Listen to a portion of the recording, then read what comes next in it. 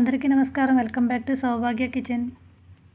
ఈరోజు చిక్కుడుకాయ టమాటా కర్రీ చూపిస్తున్నాను. దీనికోసం ముందుగా కడాయి పెట్టుకుని ఒక గరిటె ఆయిల్ వేసుకుని ఒక పెద్ద ఆనియన్ కట్ చేసుకున్నానండి చిన్న చిన్న ముక్కల కింద. ఈ చిక్కుడుకాయలో ఎక్కువ ఆనియన్స్ పట్టవు, ఇది ఒకటి వేసుకుంటే సరిపోతుంది.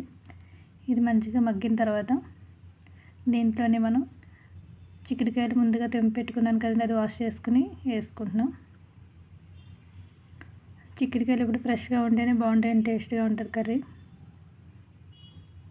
నేను చెప్పిన టిప్స్ పాటిస్తే చాలా త్వరగా అయిపోతుంది కర్రీ అయితే.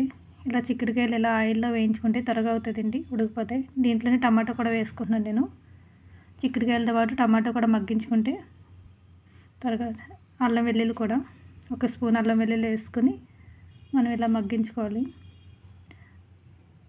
ఇలా ఒక 10 మినిట్స్ అయినా మగ్గించామంటే మనకి ఇక్కడే చాలా వరకు ఉడికిపోతాయి చిక్కుడుకాయలు.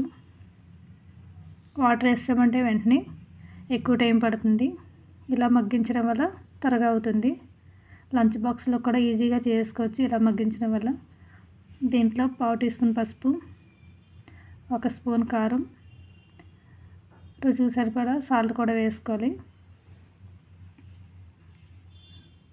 దీంట్లోనే ఒక 1/2 టీ స్పూన్ జీలకర్ర పొడి, ఒక 1/2 టీ స్పూన్ ధనియాల పొడి కూడా వేసుకుందాం.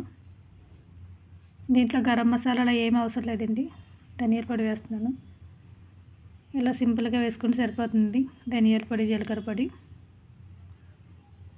ఒకసారి ఇలా కలిపేసుకుని కర్రీకి సరిపడా వాటర్ కూడా వేసుకుందాం. దీంట్లో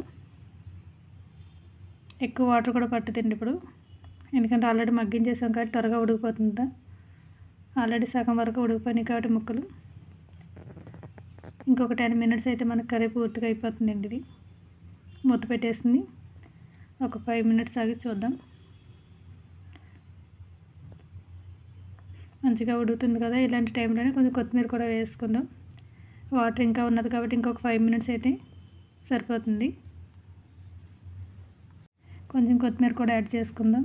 ఇది రైస్లోకి చపాతీలో కూడా చాలా బాగుంటుంది చిక్కుడుకాయ టమాటా. లంచ్ బాక్స్లో కూడా ఈజీగా చేసుకోవచ్చు మనకి ఇలా ఆయిల్లో మగ్గించుకోవడం వల్ల చిక్కుడుకాయలని.